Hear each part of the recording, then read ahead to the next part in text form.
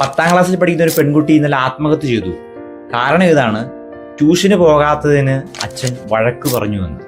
പരീക്ഷകൾ നടന്നുകൊണ്ടിരിക്കുന്ന സമയമാണ്. ഒരുപാട് ടെൻഷനിലൂടെയും ബുദ്ധിമുട്ടിലൂടെയും കടന്നു പോകുന്ന ഒരു സമയം. ഇന്നലെ എന്നെ ഒരു അമ്മ ഫോണിൽ വിളിച്ചപ്പോൾ എന്നോട് പറഞ്ഞു, അച്ഛാ ഭയങ്കര ടെൻഷനാണ്, പേടിയാണ്, ഭയമാണ്, അച്ഛൻ ഒന്ന് പ്രാർത്ഥിക്കണം. ഞാൻ കുട്ടിക്കായിരിക്കുമെന്ന് വിചാരിച്ച് സംസാരിച്ച് പറഞ്ഞു, അച്ഛാ കുട്ടിക്കല്ല, എനിക്കാണ് അതിനേക്കാളും ടെൻഷൻ എന്ന്.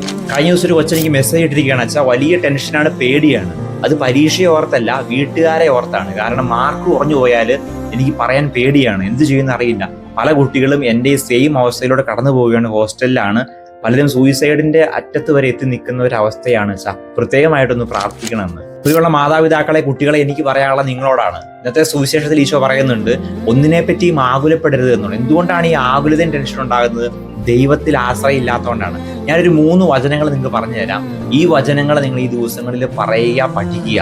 ഉറപ്പായിട്ട് നിങ്ങളുടെ ജീവിതത്തിൽ മാറ്റം ഉണ്ടാവും. ഒന്നാമതായിട്ട് സങ്കീർത്തനങ്ങൾ 55-ാം അധ്യായം 22-ാമത്തെ വാക്യം. നിന്റെ ഭാരം കർത്താവിനെ ഏൽപ്പിക്കുക, അവിടുന്ന് നിന്നെ താങ്ങിക്കൊള്ളും.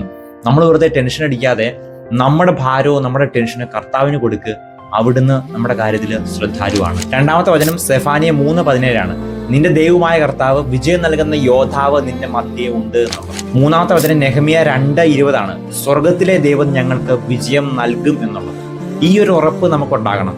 വിജയം നൽകുന്നത് കർത്താവാണ് എന്നൊരു ഉറപ്പ്. ഭയപ്പെട്ട് ടെൻഷൻ അടിച്ച് ആരെങ്കിലും ഒക്കെ ഇരിക്കുന്നുണ്ടെങ്കിൽ ഈ വീഡിയോ അവർക്ക് അയച്ചു കൊടുത്തിട്ട് പറയുക, ഒന്നിനെ പറ്റിയും ആകുലപ്പെടണ്ട, നിന്റെ ദൈവത്തിന് നിന്നെ പറ്റി ഒരു വിചാരമുണ്ട് എന്ന്.